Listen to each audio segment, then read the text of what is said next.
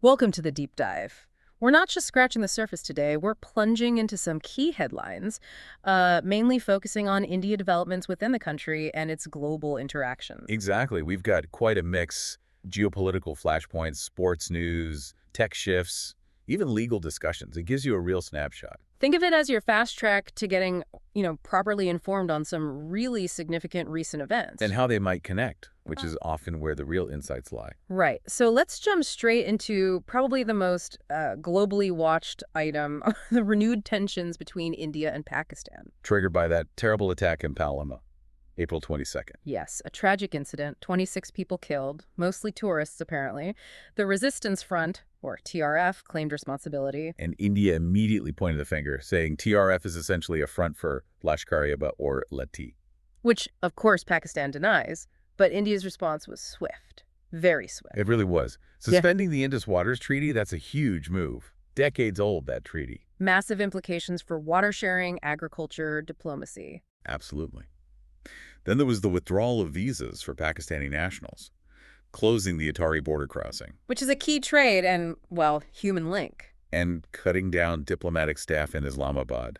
It all points to a significant cooling, to put it mildly. And meanwhile, you had comments from U.S. President Trump. Yes, his take was interesting. He called the attack a bad one, acknowledged the tension, but framed the Kashmir conflict as centuries old. They've had that fight for 1,000 years. Probably longer, I think was the quote. Right. He stressed his ties to both leaders, but basically said he wouldn't intervene directly. One way or the other, they'd sort it out. It seemed to be his view. Almost downplaying the immediate severity, perhaps? You could argue that. Mm-hmm. While the history is undeniable, the current risk of escalation is very real. His confidence in the leaders resolving it felt, well, a bit detached from the immediate crisis. And Pakistan's reaction to India's claims. A strong denial. They called India's allegations frivolous and issued warnings about potential retaliation if pushed. We also saw reports, didn't we, of cross-border shelling along the line of control. Yes, from both sides. Thankfully, no casualties reported in those incidents, but it shows how quickly things can heat up on the ground. So, two nuclear-armed neighbors, a disputed region, and very high tensions. It's a familiar but always dangerous situation. Precisely. The risk of miscalculation is always there, and the need for de-escalation is critical, regardless of the long history Trump mentioned. Okay, so following this escalation, there were some international reactions, efforts towards mediation. Yes, interestingly, both Iran and Saudi Arabia stepped up, offering to help facilitate dialogue. Iran's foreign minister, Arachi, invoked the poet Saadi, something about shared humanity. He did, highlighting those deep historical and cultural links in the region, ready to facilitate talks. And the Saudis. Their foreign minister, Faisal bin Farhan Al Saud, made separate calls. He spoke with India's S. Jaishankar and Pakistan's Mohammad Ishaq Dar. What was the focus there? According to reports, cross-border terrorism and regional stability were the key topics. Jaishankar apparently emphasized the attack's cross-border linkages, Yeah. while Dar, for Pakistan, warned against escalation but affirmed Pakistan's resolve. So you see, the positions are still quite firm. And this was happening against the backdrop of those measures we just discussed. India suspending the water treaty, closing the border. And Pakistan retaliating by closing its airspace to Indian flights, halting trade, both bilateral and third-country trade. And Pakistan framing the water treaty suspension as a potential act of war. Strong words. Very strong. And then you had Prime Minister Modi at a rally in Bihar vowing to pursue attackers to the ends of the earth, promising to punish every terrorist and their backers. So the rhetoric remains heated, even as mediation is being offered. Exactly. Both Iran and Saudi Arabia stress their ties to both nations, their interest in regional stability. Iran sees it aligning with their priorities, Saudi Arabia playing that role of a maybe cautious mediator. But the shelling on the law continued. Yes. Reports confirmed continued cross-border firing and heightened military postures on both sides. It just amplifies those fears of a wider conflict. So diplomatic channels seem strained, stances are uncompromising, and the international community is urging restraint. A very tense picture. Extremely tense. Right, let's pivot now. Completely different world sports. The IPL. Ah, yes, a big result there. Sunrisers, Hyderabad, SRH, they clinched their first ever IPL title. In Chennai, no less. Defeating the Chennai Super Kings CSK on their home turf by 5 wickets. That's a huge win for SRH. Chasing down 154 against CSK in Chennai is quite an achievement. CSK's innings, well, it sort of sputtered, didn't it? A 154 all out with one ball left. Yeah, they struggled. Harshal Patel was excellent for SRH, 4 for 28. Pat Cummins chipped in 2 for 21. There were some bright spots for CSK. Young Ayush Matre hit a quick 30. Dewald Brevis got 42 with 4 sixes. True, but the top and middle order just didn't fire consistently. MS Dhoni himself admitted they were maybe 15-20 runs short. He mentioned the pitch and lack of top-order runs, but credited SRH's execution. And SRH's chase wasn't entirely smooth sailing either, was it? No, they lost Abhishek Sharma and Travis Head early. Bit shaky. But Ishan Kishan played that crucial anchor role, got 44. Then they lost a couple more quickly. Klassen and Aniket Verma went cheaply. They were 106 for 5 at one point. Well, that's a bit dicey there. It did. But then Kamidu Mendes and Nitish Kumar Reddy put together that unbeaten partnership. 49 runs. Mendes 32 not out off 22. Reddy 19 not out. Really saw them home. Yeah, guided them through with 8 balls to spare, even with the dew factor potentially making it tricky. Real composure. So what does this mean for the table? Big implications. Massive. For SRH, it's their 3rd win in 9 games, gives them a real boost at the standings. But for CSK? That's their 7th defeat.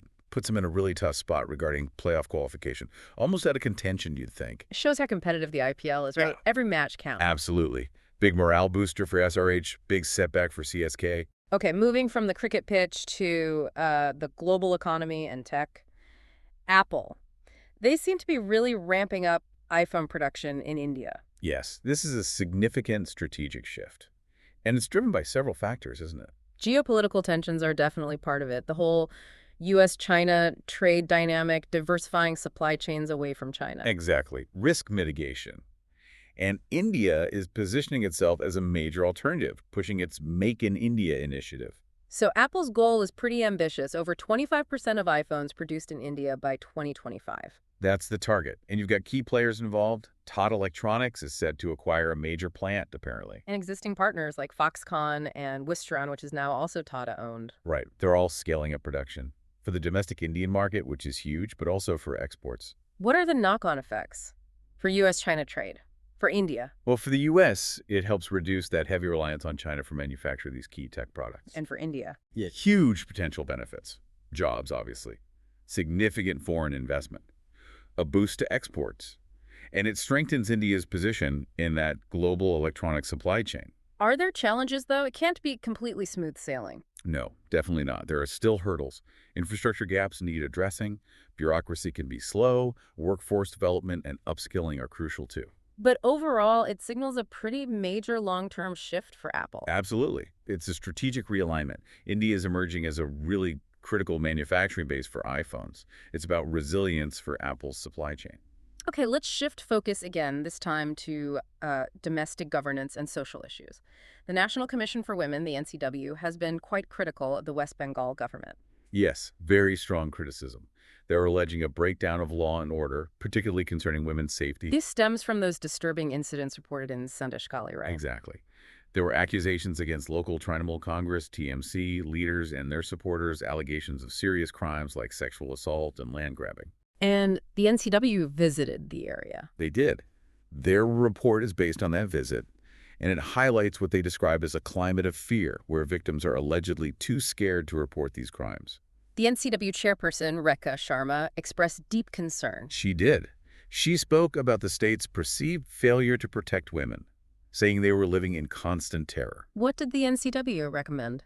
They've called for a thorough investigation by a central agency, suggesting it's needed for impartiality and justice, and they urged immediate action from the state government to address the situation. So the report's findings suggest complaints were ignored, victims face threats. That's what the report alleges, yes. Ignored by local police, victims facing intimidation. The NCW team apparently spoke to numerous women who shared similar harrowing experiences. And this had become a political issue too, I imagine. Oh, absolutely. Opposition parties are accusing the TMC government of shielding the alleged perpetrators and failing in its duty to uphold the rule of law. It's a major controversy. Right. Now, on a more somber note, we should acknowledge the passing of a very eminent figure, Dr. K. Kasturarangan. Yes, a huge loss. He passed away at 84. A real giant in Indian science and education. His contributions to the space program are legendary, aren't they? Former chairman of ISRO. Indeed. He was pivotal during a key period for ISRO, overseeing major missions, including Chandrayaan-1, India's first mission to the moon. Really propelled India's space exploration efforts. But his influence extended beyond space, significantly into education. That's right. He chaired the committee that drafted the National Education Policy, the NEP 2020. A really transformative policy aiming for quite fundamental changes. Yes, focusing on holistic learning, critical thinking, skill development, No. moving away from rote learning, promoting interdisciplinary studies. The goal is a more relevant, future-ready education system. He held other key positions too: Planning Commission, National Institute of Advanced Studies. A long and very distinguished career. He was instrumental across India's science and technology landscape for decades. His death is certainly a significant loss. A legacy of innovation, academic excellence, and that commitment to transforming education. A truly remarkable legacy. Okay, let's bring it back to international relations, focusing on defense this time. India and France seem close to finalizing a major defense deal. Yes, reports suggest they're in the final stages. It's for 26 Rafale M fighter jets. The naval variant of the Rafale. Exactly. Designed specifically for aircraft carrier operations. This is a big boost for the Indian Navy's capabilities. The deal is reportedly worth around 63,000 crore rupees. So this strengthens the India-France defense cooperation significantly. Absolutely. And it's crucial for India's maritime security, its ability to project power in the Indian Ocean region, which is strategically vital. What makes the Rafale M so capable? It's got advanced systems, avionics, radar, weapons, payloads. It can handle air defense, maritime strike missions, reconnaissance. Very versatile. And the deal includes the whole package: equipment, training, maintenance, support. And it reinforces France's role as a key strategic partner for India. Yes, France has become a very reliable supplier of advanced military tech for India's armed forces modernization. This deal deepens that partnership and probably paves the way for future collaborations too. It fits into India's broader push to strengthen its security infrastructure, given the challenging geopolitical environment. Precisely. It's a clear sign of that commitment. All right, changing track again. Legal matters, this time concerning religious endowments. The central government has been defending the WAF Act in the Supreme Court. Yes, the WAC Act of 1995. The government is asserting that it had the legislative competence, the power, to make this law. What does the act do, essentially? It governs the administration of WAC properties. These are basically religious endowments under Muslim law, often land or buildings dedicated for religious or charitable purposes. Think of them like trusts. And it's being challenged constitutionally. It is. Petitions argue the act gives WAC's properties a special status based on religion, and that this infringes on the rights of other communities, potentially violating principles of equality. How is the government defending it? Their affidavit states the act is necessary for the proper management of these properties, ensuring they benefit the Muslim community as intended under Muslim law. They argue it doesn't discriminate and is consistent with India's secular framework. Does the act have mechanisms for disputes? Yes. It sets up WAC tribunals specifically to handle disputes related to these properties, aiming for speedier resolution than regular courts, perhaps. So the core of the challenge is about discrimination and fundamental rights. That's the petitioner's claim, yes. That it creates undue distinctions. The Supreme Court is hearing all these arguments now. And the outcome will be significant. Hugely significant. It will impact the management of thousands of WAC properties across India. It touches on very sensitive issues of religious law, minority rights, and state oversight. Okay, from religious law to the arts and intellectual property, an interesting case involving A.R. Rahman in the Delhi High Court. Yes, a fascinating intersection.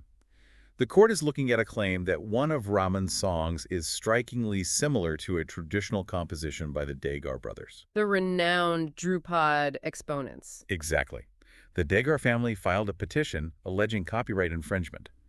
They claim a specific rag, and its particular rendition by the Dagars was replicated in a Bollywood song by Rahman. What's their specific argument? They're saying the core elements of the Degar style, the unique arrangement of that particular rendition, are present in Rahman's song. They argue the similarities aren't just coincidence, they constitute infringement. And what are they seeking? A stay on the song's use and distribution, plus damages for the alleged infringement. And Rahman's defense. His legal team argues the rag itself is common in Hindustani classical music. They say any similarities are coincidental within the realm of artistic interpretation and inspiration, and that Rahman's work is original, inspired perhaps, but not a copy of that specific rendition. So the court has heard both sides. Yes, judgment have been reserved. It's really sparked a debate, hasn't it, about how copyright law applies to traditional music forms, where inspiration ends and infringement begins. That balance between artistic freedom and protecting intellectual property. A tricky area. We'll have to see what the court decides. Indeed, it could set an important precedent. Right. Now for some positive news, particularly on the gender equality front. A historic election at the Kerala High Court Advocates Association. Yes, this is quite remarkable. For the first time ever, the KHCAA has elected an all-women panel to lead the organization. That feels like a major milestone. It really is. Bar associations have traditionally been quite male-dominated, so this is a significant departure. It signals a growing recognition of the need for women's leadership in the legal profession and beyond. And it's expected to have a wider impact. Hopefully, yes. Inspire other organizations, perhaps. The panel itself has said they want to focus on the specific challenges women lawyers face, promoting inclusivity and equal opportunities. What's the background of the panel members? They're described as experienced, accomplished advocates with a track record in fighting for justice and equality. Their election is really seen as a testament to their competence and dedication. So the expectation is a fresh perspective, a push for a more equitable environment within the association. Exactly. It's been widely celebrated as a genuinely progressive move. Good news indeed. Okay, Let's look at socioeconomics now. The World Bank has released some figures on poverty reduction in India. yes, and the numbers are quite striking. They estimate India lifted 170 million people out of poverty in just one decade. 170 million, that's a huge number. How did this happen, according to the World Bank? It's a combination of factors. Sustained economic growth is key, of course, but also increased access to essentials like education and healthcare, and targeted government programs specifically aimed at poverty alleviation. So a multi-pronged approach was effective. That's what the World Bank highlights, yes. They noted the reduction was particularly significant in rural areas. Why especially in rural areas? Due to government initiatives focused on rural development, things like infrastructure projects, employment generation schemes in rural areas, and social safety nets played a big role too. Food security programs, cash transfers. But the job isn't done, presumably. No, definitely not. While it's a massive achievement, the World Bank also stresses that significant challenges remain. There's still a large number of people living in poverty. What needs to happen next? Sustained efforts are needed. Tackling inequality, improving the quality of education and healthcare access, creating more and better jobs. These are the ongoing priorities. But India's success here could be a model for others. Absolutely. It serves as a powerful example for other developing nations facing similar challenges. Okay, let's shift to international students, particularly those heading to the U.S. There's news about the SEVIS system. Yes, some welcome news. The U.S. Student and Exchange Visitor Information System, SEVIS, is being gradually reinstated across U.S. universities. That's going to be a relief for many, especially Indian students, right? There were disruptions earlier. Huge relief. Yes, there were significant disruptions that caused a lot of anxiety. SEVIS is absolutely vital. It tracks students' visa status, enrollment, transfers, extensions. It's fundamental to their legal status in the U.S. So its restoration means things should run more smoothly now. That's the hope. It allows for the efficient management of all those visa requirements, reducing the uncertainty students were facing. They can focus on their studies without those administrative worries hanging over them. Has the U.S. government addressed the technical issues? They've said they're working to address the problems that caused the disruption and prevent them from happening again. It underscores the importance of international students to the U.S. education system. So a positive development, especially for the large number of Indian students planning to study or already studying in the U.S. Definitely. A very welcome step towards normalcy and stability for them. All right, back to technology and innovation within India. There's a lot of buzz about India becoming a hub for artificial intelligence, AI. There certainly is. And the numbers are starting to back that up. NASSCOM, the tech industry body, released a report. What did it find? It found that over 86,000 AI-related patents were filed in India between 2010 and looking towards 2025. That's a massive number. 86,000 patents. What does that signify? It really reflects the growing importance of AI across so many sectors in India: healthcare, finance, agriculture, manufacturing, you name it. And it shows India's rapidly developing capabilities in AI research and development. What's driving this growth? It seems to be a mix of things. Government initiatives promoting AI, significant private investment flowing into AI startups and research, and of course, India's large pool of skilled tech talent. Academia-industry collaborations are also key. So India is aiming to be a global leader in AI. It certainly looks that way. The surge in patent activity indicates serious ambition. Does NASSCOM raise any cautionary notes? Yes, they emphasize the need for continued investment, naturally. Mm. But also, crucially, the need to address the ethical and societal implications of AI, such as things like data privacy, algorithmic bias, the potential impact on jobs. NASSCOM stresses the importance of fostering a responsible and inclusive AI ecosystem, one that drives growth, but also improves quality of life ethically. So harnessing the power while managing the risks. Exactly. That's the challenge and the goal. Finally, let's wrap up with a look at higher education rankings. The Times Higher Education Asia rankings for 2025 are out. How did Indian institutions fare? Well, the Indian Institute of Science, IIS Bangalore, is still India's top institution. It's ranked 38th overall in Asia. Okay, 38th. Are other Indian universities featured? Yes, others like Anna University, IIT Indore, Mahatma Gandhi University are in the rankings. There's a presence. But there's a catch, isn't there? There is. Hmm. The key point is that all these top Indian universities have actually seen their rankings decline compared to last year. IRC, for example, slipped from 32nd to 38th. What do these rankings measure? They look at several factors: teaching quality, research volume and impact, citations, international outlook, meaning staff, students, collaboration, and industry income, how much research funding they attract from industry. It's quite comprehensive. So, a decline across the board for the top Indian institutions. What does that suggest? It raises concerns, definitely, about the global competitiveness of India's higher education system. It might suggest areas like, perhaps, research output, international collaboration efforts, maybe even infrastructure, need more focus or investment to keep pace globally. So the rankings act as a kind of benchmark. Exactly. A tool for institutions to see where they stand, identify areas for improvement, and work on enhancing their global reputation. It underscores the need for continued investment in education and research, then. Absolutely. If Indian universities want to compete effectively on the world stage, attract top global talent, and drive innovation, that sustained investment is critical. It's vital in today's global landscape. So we've covered a lot of ground today. A real deep dive into quite diverse developments. We really have. From the complexities of geopolitics with Pakistan and the mediation efforts, To the excitement of an IPO win, the major shifts in tech manufacturing with Apple, the serious concerns raised by the NCW, the legacy of figures like Dr. Kasturirangan, defense deals, legal debates. and wrapping up with AI innovation and those university rankings, it paints a picture of a nation dealing with so much simultaneously. It really does. The interplay between security, economy, social issues, innovations all happening at once, even the sports news offers a glimpse of something else, a different kind of national focus.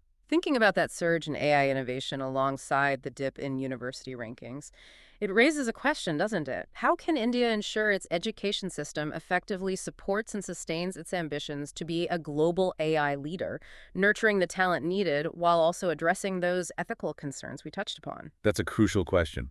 Bridging that gap between ambition and the foundational educational structures needed to achieve it responsibly.